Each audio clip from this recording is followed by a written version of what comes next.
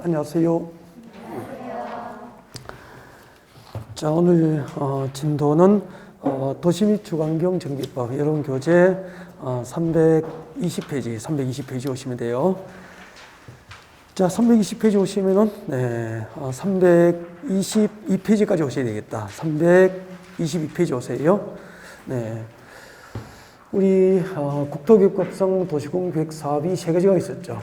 도시공계획사업, 도시공계획시설사업하고 도시개발사업하고 그리고 정비사업 이렇게 세 개가 있습니다. 그 중에서 도시공계획시설사업에 관한 법이 이제 국토교육법이었고 도시개발사업에 관한 법이 도시개발법이었고 정비사업에 관한 법이 이제 오늘 공부하게 될 도시 및 주관경 정비법이 됩니다. 그 보시면은 이번에 정비사업이 있죠. 정비사업 세 가지. 도시 및 주관경 정비법상 정비사업 세 가지는 그 책 보지 않고 말할 수 있을 정도로 개념에 대한 명확한 이해하고 반복적인 학습이 필요하다 그렇게 말씀드렸을 겁니다. 그래서 지금 이제 3월달, 4월달 과정에서는 정비사업이 무엇인지 물어보면은 이제 교재 보지 않고도 말할 수 있어야 되겠죠. 네. 자, 일단 복습을 잠깐 하겠습니다. 앞에 보시고요. 도시 및 주관경 정비법상 정비사업에서 주관경 개선 사업이 있습니다. 주관경 개선 사업은 두 가지가 있죠. 두 가지로 개념이 제기됩니다. 하나는 완전 달동네 지역이에요. 완전 달동네 지역. 그래서 도시 저소득층이죠. 저소득층 주민이 집단지로 거주한 지역으로서 정비 기반 시설이 극히 열악합니다. 그래서 기반 시설은 도로라든지 상하수도, 공원, 학교, 녹지 등이 기반 시설이기 때문에 그 정비 기반 시설이 극히 열악하다는 것은 자동차가 다닐 수 있는 도로는 거의 없다고 보셔야 돼요. 없고 사람이 걸을 수 있는 골목길 정도 수준이에요. 이렇게 도시 저소득층 주민이 집단지로 거주하고 정비 기반 시설이 극히 열악하고 그리고 이 동네에는 노후 불량 건축물로 판정된 건축물이 보통 밀집이 아니고 과도하게 밀집된 지역이죠. 자, 이런 달동네 지역을 대상으로 주관경 개선을 목표로 하면은 주관경 개선 사업이 됩니다. 그래서 저소득층 집단 거주 지역, 달동네 지역에서 주관경 개선을 목표로 하면은 주관경 개선 사업이다. 꼭 기억해야 될 거, 저소득층 집단 거주 지역에서 주관경 개선을 목표로 한다라고 하는 게 키워드가 되죠. 그다음에 한번 물어볼게요. 이때 주관경 개선이 목적이잖아요. 주관경 개선이 목적인데 이때 개선은 무슨 뜻이라고 그랬죠? 정비법에서 개선은 곧 철거 방식, 달동네 정비사업은 전면 철거 방식으로 이루어진다라는 것을 의미하게 됩니다. 개선은 좋게 고치는 게 아니고 철거 방식을 의미하게 됩니다. 그런데 2017년도에 정비법이 개정됩니다. 개정되면서 두 번째 개념이 이제 주관경 개선 사업에 추가가 된 거예요. 그래서 달동네 지역을 이제 제외한 나머지 단독주택, 다세대주택이 밀집된 지역이죠. 단독주택, 다세대주택이 밀집된 지역이고 기반 시설이 열악하면은 옛날에는 재개발 대상이었다고. 그러면은 재개발 사업을 하면은 전면적으로 철거되기 때문에 단독주택, 다세대주택이 밀집된 지역을 재개발하면은 기존의 노후 불량 건축물은 전부 철거해버려요. 철거하고 아파트를 지어버리니까 이제 아파트를 지어버리니까 아파트 분양가가 15억씩 하면은 거기에 거주하는 원주민들이 정착할 수 있어 없어? 없죠. 그래서 거기에 있던 그 저소득층은 전부 서민층은 이제 거주 지역을 빼앗기고 삶의 터전을 잃어버리고 외곽으로 쫓겨나게 된 거죠. 자, 이런 부작용이 반복되면서 이제 사회적 갈등으로 표출된 게 용산 철거민 사태예요. 자, 이런 것을 겪으면서 서민층 거주지역인 단독주택, 다세대주택이 밀집된 지역도 무조건 철거 대상이 되어서는 안 된다는 사회적 공감이 형성됩니다. 그래서 단독주택, 다세대주택이 밀집된 지역에서 이 동네 열악한 정비 기반 시설과 공동이용 시설을 새로 확충해주면서 너무 중요해요. 주거 환경을, 주관경을 개선하는 게 아니고 뭐하죠? 보존합니다. 기존의 주관경을 보존하면서 점진적으로 정비 개량할 것을 목적으로 하면 이제 주관경 개선 사업이 된 겁니다. 그래서 이게 단독주택, 다세대주택이 밀집된 지역에서 이루어지는 주관경 개선 사업은 최초로 이제 우리나라 정비 사업 중에서 철거 방식이 아니고 무슨 방식이죠? 보존 방식이 도입됐습니다. 라고 설명을 드렸을 겁니다. 그래서 저소득층 집단 거주 지역, 즉 달동네 지역에서 주관경 개선 사업은 철거 방식, 단독주택, 다세대주택이 밀집된 지역에서 이루어지는 주관경 개선 사업은 보존 방식, 해당 지역의 주거환경을 보존하면서 점진적으로 정비 개량할 것을 목적으로 하게 됩니다. 그래서 자, 주거환경 사업 두 가지를 네, 잠깐 복습을 해드렸고요. 그 다음에 자, 여러분이 좋아하는 이제 재개발 재건축이죠. 재개발 재건축 개념을 복습하겠습니다. 재개발 사업이죠. 재개발 사업도 개념이 두 개입니다. 재개발 사업 대상 지역은 일단 정비 기반 시 열악하고 이 동네에 노후 불량 건축으로 판정된 것들이 밀집한 지역은 재개발 대상이 됩니다. 이건 암기가 되어 있어야 되죠. 자, 정비 기반 시 열악하고 노후 불량 건축물로 판정된 것들이 밀집된 지역에서 목적이 뭐죠? 주거 환경 개선, 주환경 개선을 목적으로 하면은 재개발 대상이 되는 겁니다. 그다음에 상업지역, 공업지역이 이제 2017년도 정비법 개정으로 재개발 사업이 추가됩니다. 상업지역, 공업지역에서 도시기능 회복과 상권 활성화 등을 통하여 자, 이게 목적이죠.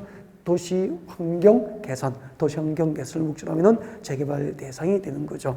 자, 그때 자, 상업지역에서 이루어지는 재개발은 곧 도심 재개발이죠.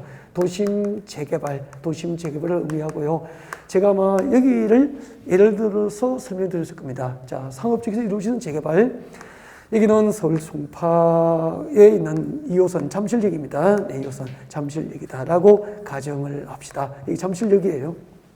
잠실역이고, 잠실역 주변에 보면 이제 석촌 호수공원이 있죠. 네, 석촌 호수공원이 있습니다. 석촌 호수공원이 있고, 송파대로죠. 네, 석촌 호수공원이 있고, 여기는 이제 롯데백화점이 있습니다. 롯데백화점이 있고, 여기는 롯데호텔이 있습니다. 롯데호텔이 있고요. 여기는 롯데월드가 있죠. 롯데월드. 그렇게 있습니다. 그리고 건너편에는 이제 다 아시겠죠? 제2롯데월드가 이제 건축이 되어 있는 상태죠. 그러면은 1970년대, 80년대 잠실, 강남이 개발되면서 잠실역 주변 지역의 상권의 중심은 롯데월드, 롯데호텔, 롯데백화점이 있는 이곳이 잠실 상권의 중심이었어요.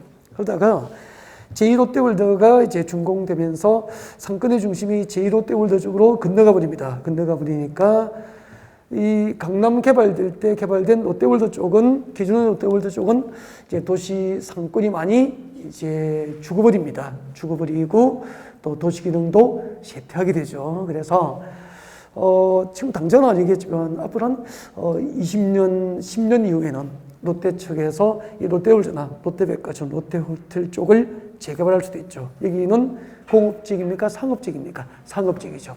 이렇게 신도시가 개발되고 수십 년이 경과되어서 이제 상권이 이렇게 활성화가 필요하거나 도시기능 회복이 필요한 지역을 대상으로 이제 재개발 사업이 이루어지게 됩니다. 이게 상업지역에서 도심 재개발 사업이 돼요. 네. 그 다음에 이제 공업지역에서 이루어지는 재개발은 제가 울산 현대자동차를 예를 들었습니다.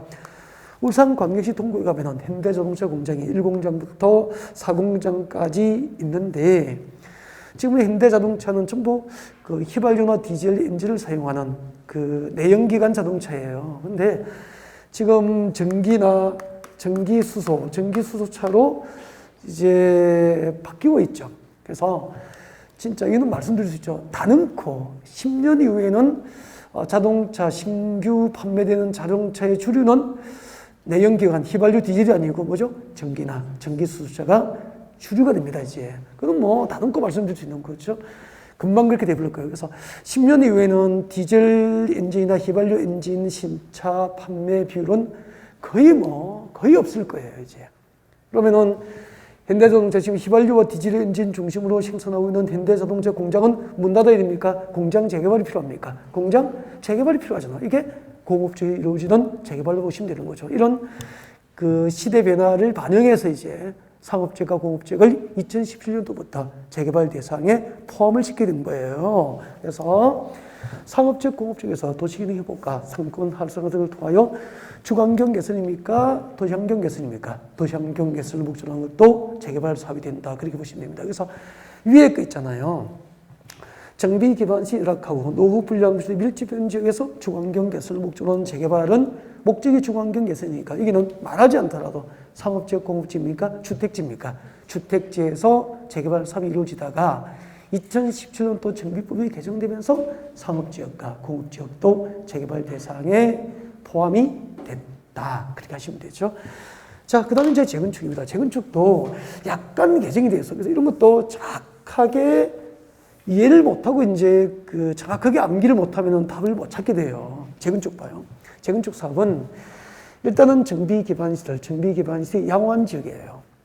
그러면 아까 주거환경 개선 사업은 정비 기반 시설이 극히 열악한 지역은 달동네 지역은 주거환경 개선 사업 대상이잖아. 정비 기반 시설이 열악한 지역은 재개발 대상이잖아. 그죠? 근데 정비 기반 시설이 양호한 지역은 재건축 대상이 되는 거죠.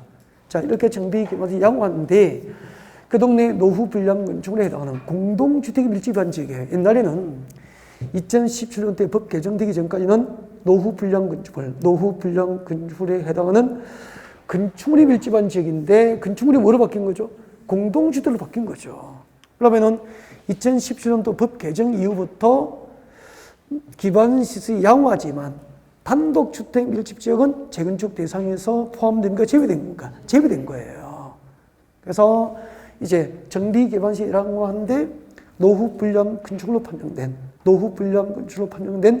공동주택 밀집 지역만 재건축 대상이 되는 겁니다. 자, 이런 지역에서 주거환경 개선을 목적으로 하면은 재건축이 됩니다. 그래서 재개발 사업과 재건축 사업의 공통점은 전부 목적이 위에 주거지역에서 이루어진 재개발은 목적이 뭐죠? 주거환경 개선. 상업적, 공업적에서 재개발은 도시환경 개선.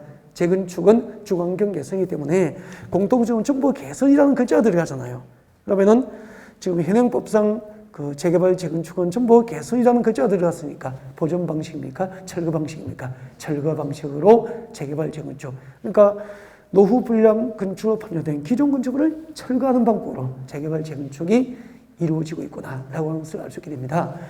좀 간단하게 설명해야 되는데 좀 이야기가 좀 길어진 것 같아요. 최소한 이 정도 이해가 없으면 나중에 절차를 공부를 할 수가 없단 말이에요. 그래서 3, 4월에 용어 정의를 해서는 안 되는 시간이에요. 이제 다른 걸 많이 해야 되니까 일단 이 정도 하겠습니다. 이 정도 하고 자, 이제 정비사업 3가지 했죠. 그 다음에 또 하나 용어 정의에서 안 할 수 없는 게 있죠. 이거죠. 토지 등 소유자입니다. 토지 등 소유자. 이 토지 등 소유자가 왜 중요하죠? 나중에 토지 등 소유자가 정비사업조합에 무엇이 되죠? 조합원이 되죠, 조합원. 그러면은 재개발, 재건축하면은 조합원이 돼야 재개발, 재건축으로 새로 조성된 대지나 건축물을 분양받잖아요. 즉, 아파트 입주권을 받을 수 있죠. 재개발, 재건축 끝나면은 아파트 입주권을 받을 수 있게 되거든요. 그래서 우리가 그 재개발, 재건축에 투자를 하는 목적이 뭐죠? 결국 재개발, 재건축 동네에 이제 땅이나 건물을 매입하는 이유는 조합원이 입주권 받는 거고요. 입주권 받으려면 무엇이 돼야 되죠? 조합원이 돼야 되고요. 조합원이 되려면 어디에 해당이 됩니까? 이 법, 정비법이 정한 토지 등 소유자에 해당이 되는 거죠. 그래서 이런 것은 여러분이 아마 이 부동산 업종을 떠날 때까지 잊어버리면 안 되는 단어예요. 용어예요. 토지 등 소유자입니다. 주거환경 개선 사업과 재개발 사업은 토지 등 소유자가 똑같습니다. 정비구역에 위치한 외워야 되죠. 1번 토지 소유자, 2번 건축물 소유자, 3번 누구죠? 지상권자. 꼭 외워야 됩니다. 토지 소유자, 건축물 소유자, 지상권자는 토지 등 소유자가 됩니다. 그러면은 주거환경 개선 사업은 공공개발 방식으로 하기 때문에 조합이 없다 그랬죠. 조합이 없고 이제 민간개발 방식으로 하는 재개발 사업은 조합이 있게 되는데 재개발 조합이 되려면은 재개발할 때 조합이 되려면은 그 동네 정비구역 안에 무엇이 있어야 됩니까? 토지 소유자, 건축물 소유자, 지상권자는 재개발 사업을 할 때 토지 등 소유자에 해당하게 됩니다. 꼭 암기하셔야 돼요. 이런 건 잊어버리면 안 된다니까. 이 업종을 떠날 때까지. 그 다음에 재건축입니다, 재건축. 재건축은 이제 정비구역에 위치한 건축물 및 그 부속 토지 소유자입니다. 건축물 및 그 부속 토지 소유자니까 재건축 대상 지역의 건축물, 아파트도 있고 그가 앞에 건축물이잖아. 그 건축물에 뭐가 있어야 되죠? 부속 토지. 건축물과 그 부속 토지를 동시에 가져야 재건축 사업의 토지 등 소유자가 될 수 있습니다. 여러분 1, 2월에 배웠으니까 물어볼게요.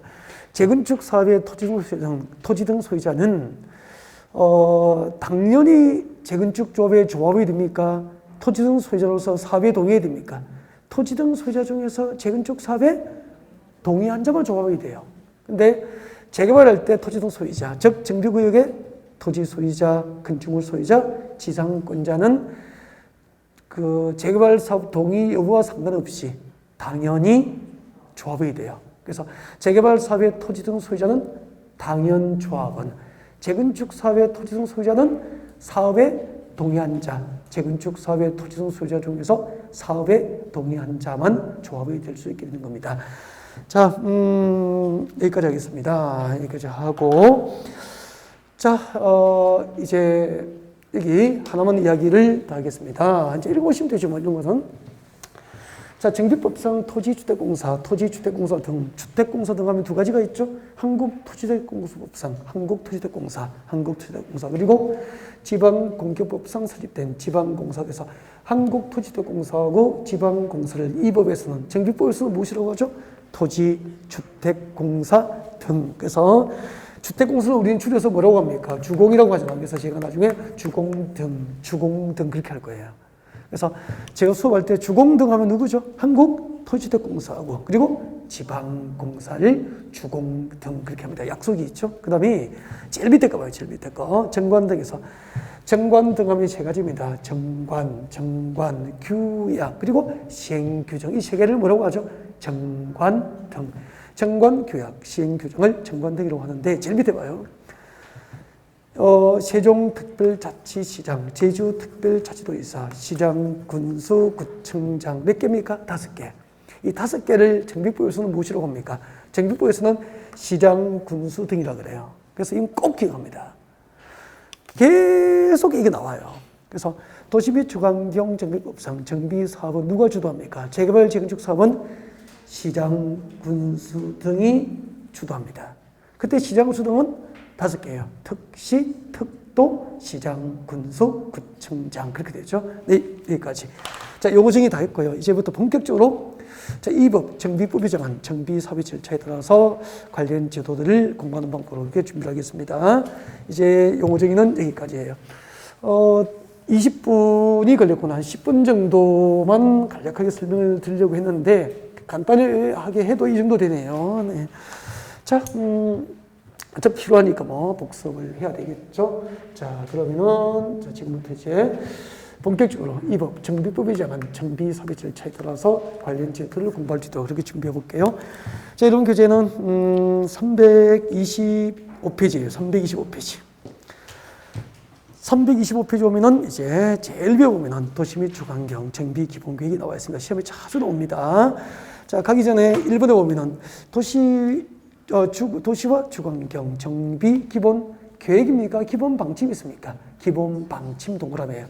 자, 기본 방침은 누가 수립하죠? 국토교통부의 장관이 수립합니다. 그래서 국토부 장관 미칠 것이고, 자, 국토교통부에서는 도시와 주관경 개선을 목적으로 몇 년마다 10년마다 줄 거예요. 10년마다 다음 사항이 포함된 다음 사항은 밑에 5개가 나와 있죠.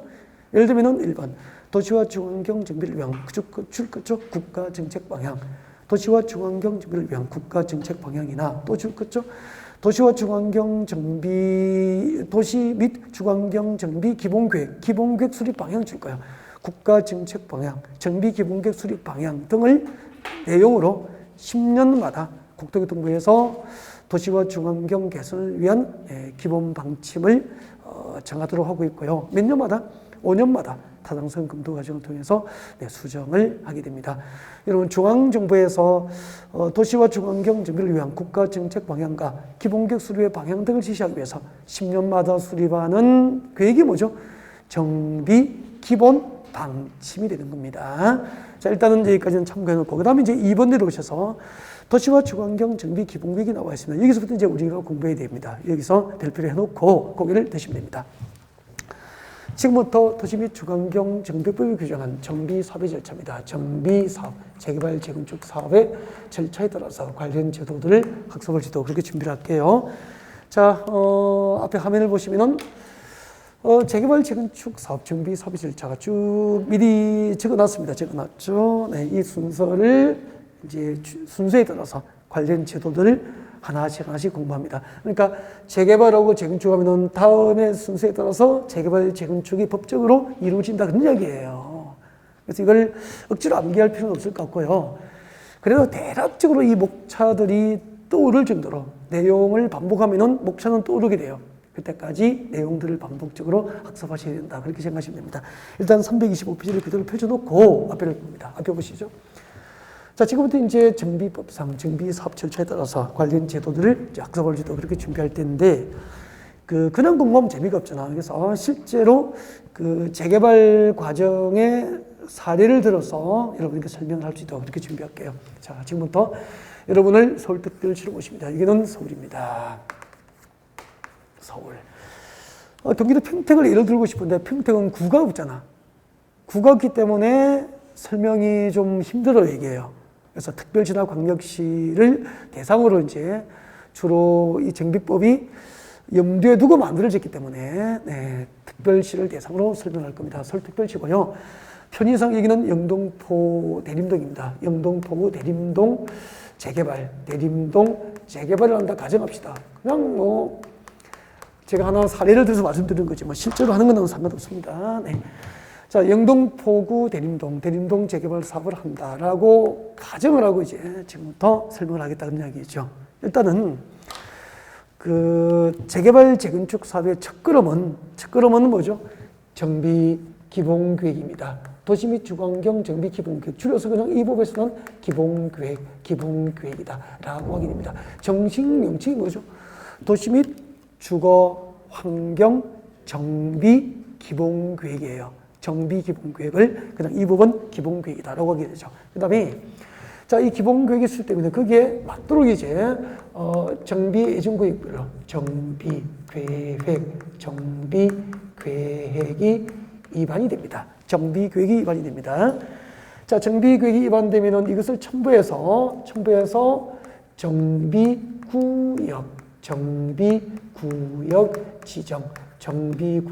지정이 신청되면은 정비구역 지정이 고시됩니다. 정비구역 지정 고시. 그 다음 절차가 뭐죠? 저쪽에 클릭하시면 되죠. 정비사업의 시행자, 정비사업 시행자를 결정하게 되죠. 일단 여기까지만 할게요. 여기까지 해놓고 관련 제도들을 학습하고 그 다음에 또 계속 연결할 수 있도록 그렇게 준비를 할게요. 자, 제일 먼저 정비기본계획 여기서부터 시작을 하겠습니다. 네. 일단은 정비기본계획은 네, 누가 수립하느냐면은 대도시입니다. 대도시 지역에서의 정비 사업을 체계적으로 시행하기 위해서 체계적으로 한다는 것은 무계획적으로 하겠다는 겁니까? 계획적으로 하겠다는 겁니까? 계획을 세워서 순서대로 단계적으로 한다 이 말이에요. 10년 동안. 그래서 대도시 지역에서의 정비 사업을 체계적으로 시행하기 위해서 정비기본계획은 몇 년 단위로? 10년 단위로 정비기본계획이 수립이 돼요. 여러분 교재 몇 페이지에 있죠?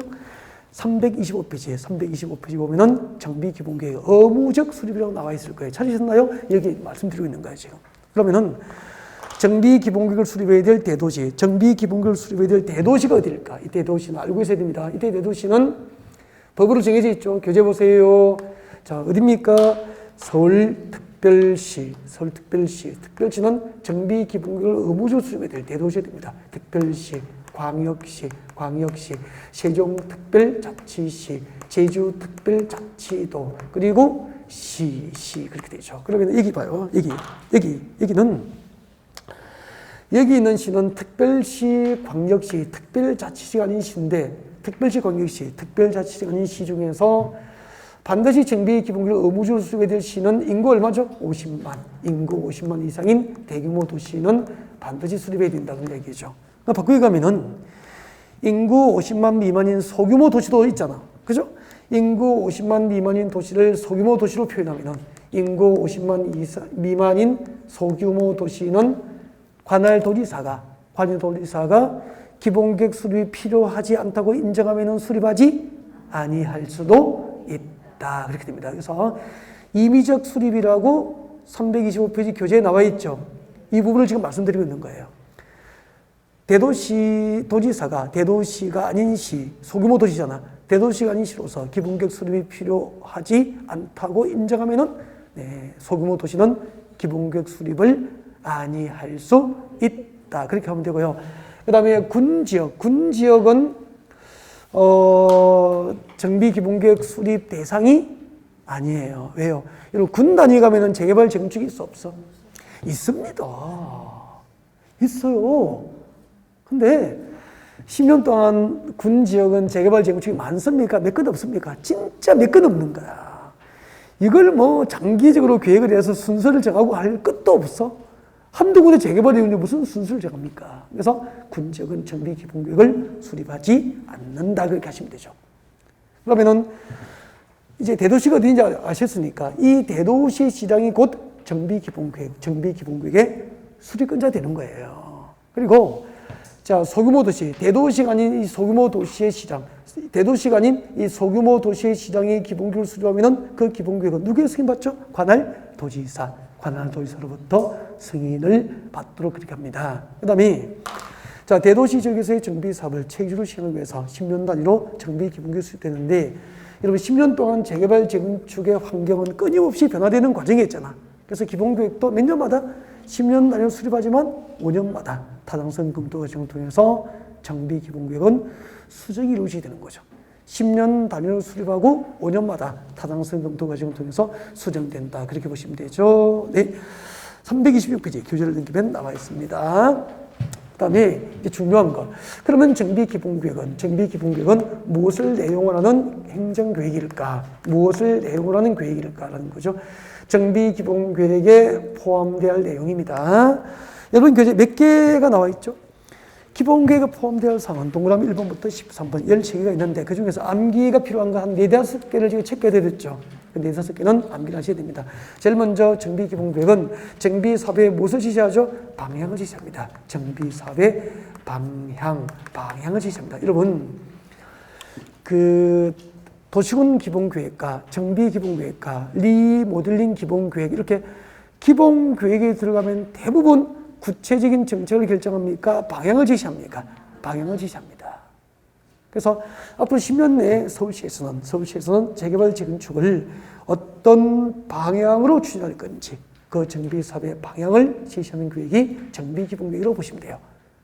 그다음에 그 두 번째는 10년 내에 재개발 재건축이 필요한 지역에 대해서 자, 여러분 교재 326페이지에 동그라미 9번입니다. 동그라미 9번 제일 위에 자 10년 내에 재개발 재건축이 필요한 지역에 대해서 정비 기본계획으로 뭘 지정하죠? 정비 예정구역입니다. 앞으로 정비구역 지정이 필요한 지역에 대해서 정비 예정구역의 개략적 범위를 정하게 됩니다.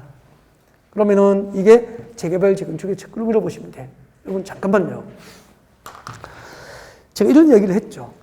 10년 내에 서울의 재개발 재건축이 대충 필요한 곳이 몇 곳 정도 된다고 그랬죠? 많을 때는 230-40곳이었어. 생각보다 많죠. 그러니까 230-40곳에서 재개발 재건축 하겠다고 계획이 돼 있다가 그동안 이제 부동산 시장이 끊임없이 막 이렇게 변화되고 있잖아요. 그렇게 해서 사업성이 없어지거나 그 다음에 또 사업성이 없어지거나 안전지단 결과 또 안전에 문제가 없다고 판단됐거나 사업성이 없거나 이런 것은 포기한 거예요. 정비구역 지정을 해제해버렸다 이런 얘기죠. 그래서 지금 현재는 대충 한 150여 곳 내외가 10년 내에 재개발 재건축하겠다고 서울시에서 계획이 되어 있다고. 그러면은 이렇게 10년 내에 재개발 재건축이 필요한 지역에 대해서 서울시 정비기본계획으로 일단은 뭘 지정한다는 거죠? 정비구역 지정합니까? 예정구역 지정합니까? 예정구역. 이 예정구역이 150여 곳 내외가 지정되어 있다 그런 얘기죠. 이걸 보고 지금 10년 내에 재개발 재건축이 필요한 곳이 한 150여 곳 됩니다라고 한 거예요. 이게 재개발 재건축 사업의 첫 걸음입니다. 그러면은 지금 여러분이 살고 계신 아파트요. 그 아파트 10년 내에 재건축하려면 일단은 그 첫 걸음이 뭐죠? 평택시 정비기본계획으로 여러분 아파트 단지에 무엇이 지정되어야 됩니까? 정비 예정구역 지정하는 게 여러분 아파트 재건축 사업의 첫 걸음이에요. 우리 이제 요즘에는 이제 코로나 때문에 뭐 그런 거 없지만 동창 모임 등에 가면은 가끔 이제 이렇게 자랑을 좀 하는 친구들이 많잖아.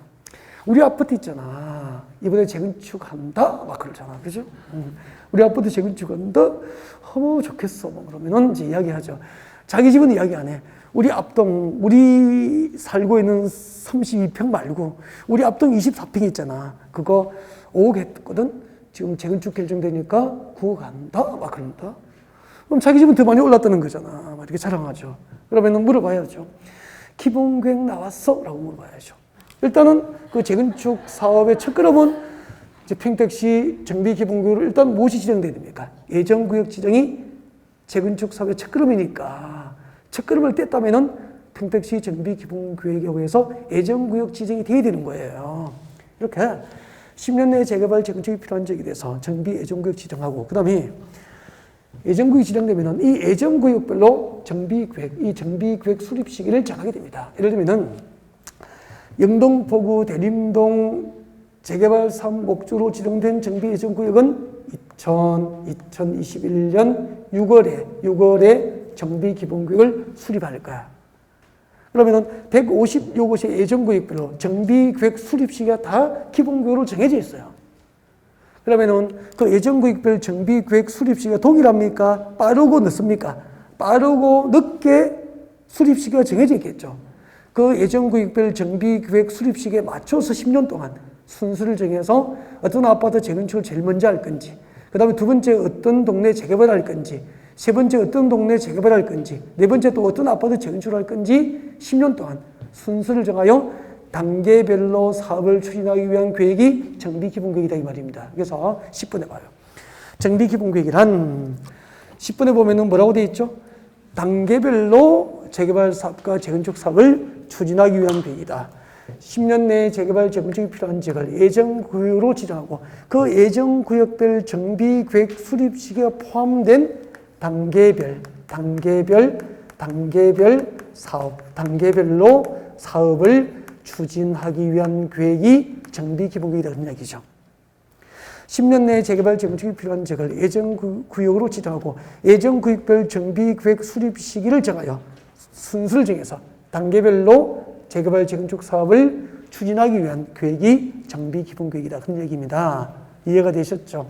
네. 그러면은 앞으로 서울에 10년 내에 재개발 재건축이 필요하다고 계획된 지역이 150군데고 150군데 예정구역별 정비계획 수립 시기에 맞춰서 순서를 정해서 단계적으로 이렇게 사업을 하기 위한 계획이 정비기본계획이다. 그런 뜻이에요.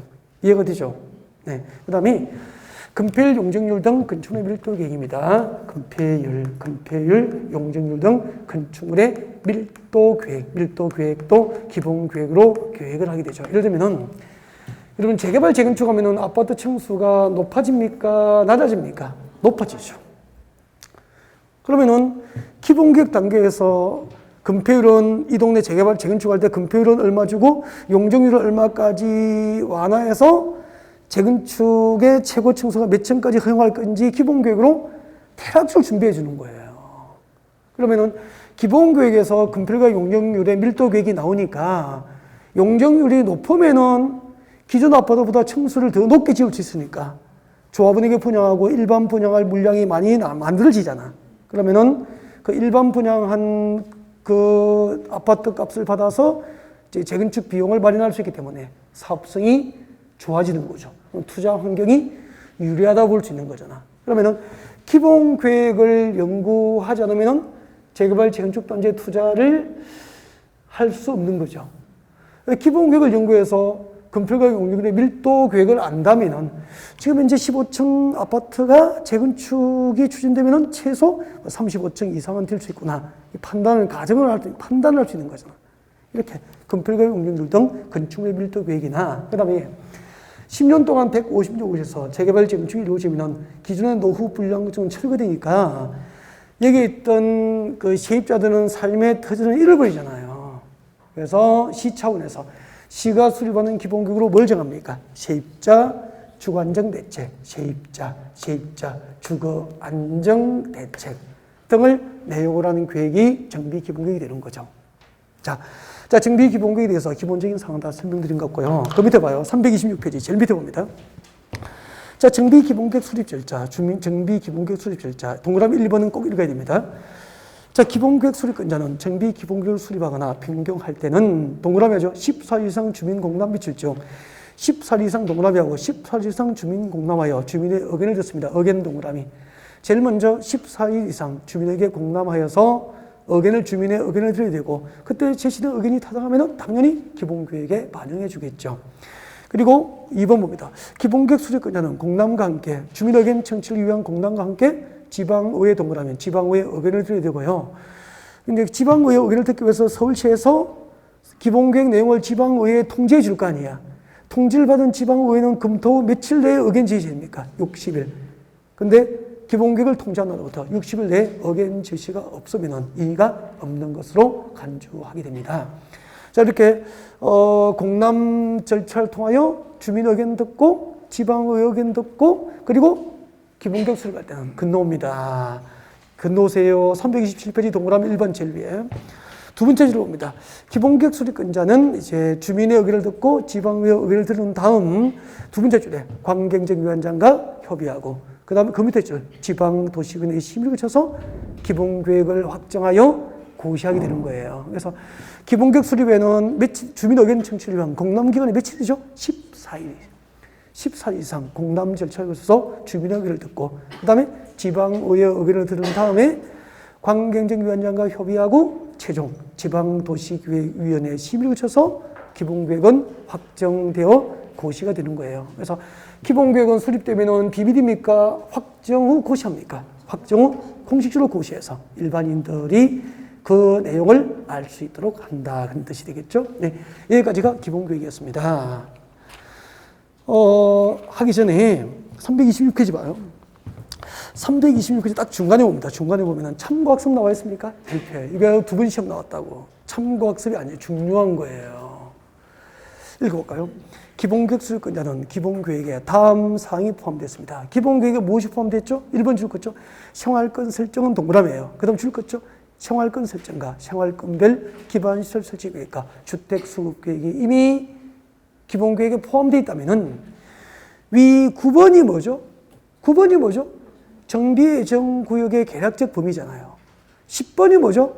단계별 사업 추진 계획이잖아. 이 두 가지를 기본계획에 포함하지 아니할 수 있다. 꼭 좀 암기했으면 좋겠는데, 여러분 기본계획에 생활권 설정 등에 관한 사항이 포함된 경우에는 기본계획에 포함되어야 할 사항 중에서 두 가지를 포함하지 아니할 수 있어. 근데 포함하지 아니할 수 있는 두 가지가 뭐죠? 정비예정구역의 계략적 범위, 그리고 단계별 사업 추진 계획에 관한 사항은 기본계획에 포함하지 아니할 수 있다. 두 번 나왔다 그랬어요. 두 번. 이러면 콕 찍어드리지 않으면 준비하기가 쉽지 않은 내용이죠. 콕 찍어드린 거죠. 그 다음에 넘어가겠습니다. 넘어가서 이제 정비계획으로 갑니다. 정비계획. 자, 정비계획은 여러분 교재 300, 일단은 22페이지예요. 322페이지입니다. 322페이지. 2번 정비계획 내용 나와 있습니까? 네, 펼쳐놓고 앞을 보십니다. 322페이지입니다. 332페이지. 죄송해요. 332페이지 펼쳐놓고, 거기 잠깐만요. 거기서 움직이지 마요. 움직이지 말고 앞에 봐요, 앞에. 자, 시작합니다. 10년 내에 영등포구 대림동 재개발 사업을 하겠다고 서울시 정비기본구역을 일단은 뭘 지정했죠? 대림동에 정비예정구역 지정합니다. 하면서 2021년 6월에 대림동 정비계획을 수립하겠다라고 기본계획으로 계획이 돼 있어. 그러면은 2021년 6월 달이 되면은 관할 영등포 구청장 등이라고 합니다. 관할 영등포 구청장. 여기서 구청장 들어가면은 자치구의 구청장하고 누가 포함되어 있죠? 광역시 군수가 포함되어 있어요. 관할 영등포 구청장은 서울시 기본계획에 맞도록 대림동 정비계획을 위반합니다. 영등포 구청장이 대림동 정비계획을 위반해서 이 정비계획을 첨부합니다. 이 정비계획을 첨부하여서 구청장 등은 특별시장, 광역시장에게 정비구역 지정을 신청하게 되는 거죠. 왜요? 특별시, 광역시에서 정비구역은 누가 지정하죠? 특별시장, 광역시장이 지정하니까. 자, 특별시장, 광역시장은 직권 지정합니까? 구청장 등의 신청에 의해서 지정합니까? 구청장 등의 신청에 의해서 정비구역을 지정하게 되는 거죠. 그럼 여기까지 이야기를 좀 할게요. 앞으로 서울에서 10년 내, 서울시 영등포구 대림동에서 10년 내에 재개발하려면 일단 서울시 정비 기본구로 거기다 뭘 지정하죠? 정비 예정구역을 지정합니다. 하면서 정비 예정구역, 대림동 정비 예정구역은 2021년 6월에 정비구역을 입안하겠다라고 계획이 돼 있어. 그러면 2021년 6월이 되면 관할 영등포구청장은 서울시 기본구역에 맞도록 대림동 정비구역을 입안하고 이것을 첨부해서 서울시청에 대림동의 정비구역 지정을 신청하는 거예요. 여기까지 이해가 되죠? 그러면은 정비구역 지정 신청을 받은 서울시에서는 서울시 도시기획위원회에 심의를 거쳐서 필요하면 대림동에다가 정비구역으로 지정해서 공시를 하게 되는 거예요. 근데 특별시 광역시가 아닌 세종특별자치시, 제주특별자치도 그리고 시 또는 군은 관할 구청이 있습니까 없습니까? 없기 때문에 구청장이 정비구역 입안해서 정비구역 지정을 신청을 못 하잖아. 그래서 정비구역 지정을 위해서 필요하면 본인들이 직접 뭐하죠? 정비구역을 입안하고 정비구역을 지정해서 고시하게 되는 거죠. 그래서 도시 및 주관경 정비법상 정비구역의 지정권자는 관할 지방자치단체장들이 지정권자 되는 거예요. 그때 정비계획은 무엇을 내용으로 하게 될까요? 라고 합니다. 정비계획의 내용입니다. 332페이지 맨 위에 박스에 보면은 정비계획 내용이 나와 있습니다. 1번 정비계획은 무엇을 내용으로 하죠? 일단 정비사업의 명칭. 무슨 아파트 재건축 사업, 무슨 동 재개발 사업의 명칭을 정합니다. 그러면은 대림동 재개발 사업이니까 대림동 재개발 사업 이렇게 명칭을 정비계획으로 정하게 되죠. 그 다음에 지정될 정비구역입니다. 지정될 정비구역입니다. 지정될 정비구역과 그 면적은 정비계획으로 결정합니다. 아까 10년 내에 재개발 재건축이 필요한 적에 대해서 정비 예정구역별 계략적 범위를 정하는 구역은 기본계획, 정비 예정구역의 지정은 기본계획, 정비구역과 그 면적은 정비계획으로 정하는 거죠. 그 다음에 정비 사업 시행 예정 시기, 사업 시행 예정 시기, 그리고 그 정비구역 안에서 나중에 대림동 재개발 사업이 이루어지면은 기존의 노후 불량지구 철거되니까 세입자는 삶의 터전을 잃어버리잖아요. 그래서 정비계획으로 세입자 주거 대책을 정비계획으로 수립해야 됩니다. 그럼 아까 서울시에서 10년 동안 재개발 재건축이 이루어질 때 수많은 노후 불량지구 철거됩니다. 그때 장기적인 세입자 주거 대책은 세입자 주거 안정 대책은 기본계획 내용이에요. 정비구역별 세입자 주거 대책은 뭐죠? 정비계획 내용이에요. 구분해야 되죠. 기본계획은 세입자 주거 안정 대책, 정비계획은 세입자 주거 대책 구분해야 됩니다. 이런 것을 내용으로 정비계획이 수립이 됩니다. 네. 그 다음에, 정비계획 입안 제한이 있습니다. 정비계획 입안 제한이, 여러분 교재, 330페이지 올까요? 330페이지 와봐요. 330페이지 맨 밑에 보실래요? 330페이지 맨 밑에 봅니다. 맨 밑에 보면은, 정비계획 입안 제한이 나와 있습니까? 정비계획 입안 제한이 나와 있습니다. 네. 1번. 토지 등 소유자는 다음 중 한 개에 해당하는 경우에는 정비계획 입안권자에게 정비계획 입안을 제한할 수 있다고 해서 제한 사유가 몇 개가 나와 있습니까? 네. 제한 사유가 6개, 기업부터 비업까지 있습니다. 그 다 외울 수가 없잖아요. 그래서 일단 기업번만 위주로 해도 될 것 같아요. 기업번은 줄거죠. 단계별 사업추진계획상 정비 예정구역별 정비계획 입안 시기가 지나서에도 불구하고 정비계획이 입안되지 아니하거나 여기까지 동그라미 1번. 그 다음에 정비 예정구역별 정비계획 수립 시기를 정하고 있지 않은 경우 동그라미 2번. 이 두 가지는 꼭 기억합니다. 이 두 가지 중 한 개의 사유가 있으면 토지 등 소유자가 정비계획 입안권자에게 정비구역 입안을 제한할 수 있다. 정비계획 입안을 제한할 수 있다. 그렇게 되죠. 설명을 잠깐 드릴까요? 이해가 힘들걸요? 이걸 현장을 모르면 조문이 이해가 안 돼요. 설명드려야 돼. 고개 드시죠? 조금 고개 드세요. 혼자 보지 마세요. 고개 들고 설명 들어요. 한번 봐요. 지금 우리 영동포구 대림동 재개발 사업한다고 가정하고 지금 수업을 하고 있죠. 영동포구 대림동에 강남에 살고 있는 강남에 살고 있는 갑이 투자 목적으로 빌라를 삽니다. 투자 목적으로 빌라를 하나 샀습니다. 빌라를 샀는데 빌라는 24평이고요. 대지 지분권이 8평이에요. 그렇게 가정합시다. 그러면은 대림동 빌라 투자를 한 갑돌이는 당연히 대림동 재개발 조합의 토지 등 소유자 조합원이 된다. 옵니까 없습니까? 오죠. 지금 빌라를 투자했으니까 건축물 24평, 빌라 24평이 건축물 소유자 맞죠? 그리고 대지 지분권이 8평이니까 토지 소유자 맞잖아. 그럼 아까 재개발할 때는 그 정비구역의 토지 소유자, 건축물 소유자, 지상권자는 당연히 토지 등 소유자로서 조합원이 된다고 했잖아. 그러면은 이 강남에 살고 있는 갑돌이가 빌라 24평, 대지지분 8평을 대림동에 투자 목적으로 샀는데 뭘 보고 샀느냐면은 서울시 정비기본구역을 보니까 2021년 6월이 되면은 영동구 구청에서 정비계획을 위반하고 서울시청에 정비구역 지정하도록 돼 있잖아. 지정 신청하도록 돼 있잖아. 이거 믿고 투자한 거예요.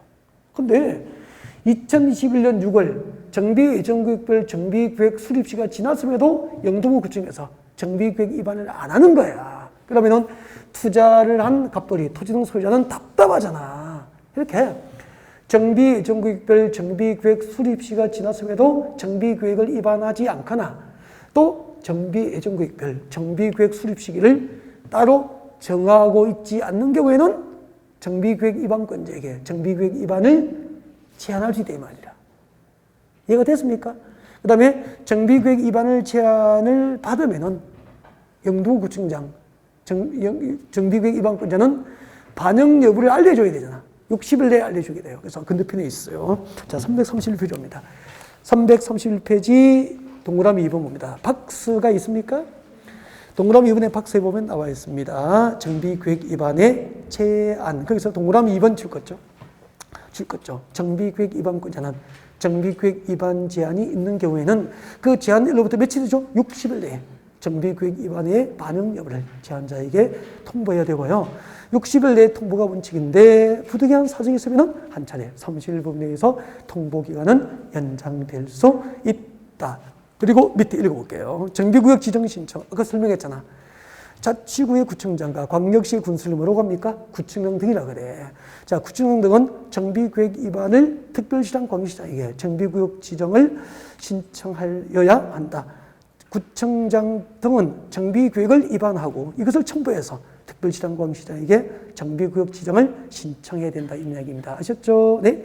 아까 설명드린 거고요. 그 다음에 이제, 책잘 넘깁니다. 책잘 넘겨서, 여러분 교재 334페이지 봅니다. 334페이지.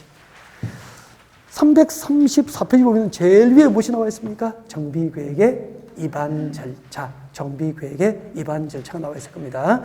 자, 동그라미 양괄호 1번하고 2번 정도, 양괄호 1번, 2번 정도는 읽고 지나가야 됩니다. 1번 읽어드립니다. 정비계획 위반권자는 정비계획을 위반하거나 새로 위반하거나 변경하려면은 주민에게 서면으로 통보합니다. 주민에게 서면으로 사실 통보합니다. 통보 동그라미 하고 주민 설명을 합니다. 설명의 동그라미. 그리고 줄 것죠. 30일 이상 주민에게 공람하여 주민의 의견을 드려야 됩니다. 그래서 정비기본계획 위반과 정비기본계획 수립과 정비계획 위반 모두 첫 번째는 뭐죠? 주민의 의견을 드려야 됩니다. 그때 아까 기본계획 수립할 때 주민의 의견을 위한 공람기간은 14일 이상. 정비계획 위반을 위한 주민 의견 청취를 위한 공람기간은 며칠이죠? 30일 이상. 이거 구별하는 문제가 나온 적이 있거든요. 그 다음에 제시된 의견이 타당하다고 인정되면 이를 정비계획 위반에 반영을 해야 됩니다. 그 다음에 지방의회 의견 청취는 기본계획과 똑같습니다. 여러분이 읽어보시면 될 겁니다. 자, 일단 여기까지입니다. 기본 계획과 정비 계획까지 이제 설명을 드린 것 같고, 잠시 휴식 후에 다음을 계속 연결하겠습니다. 네.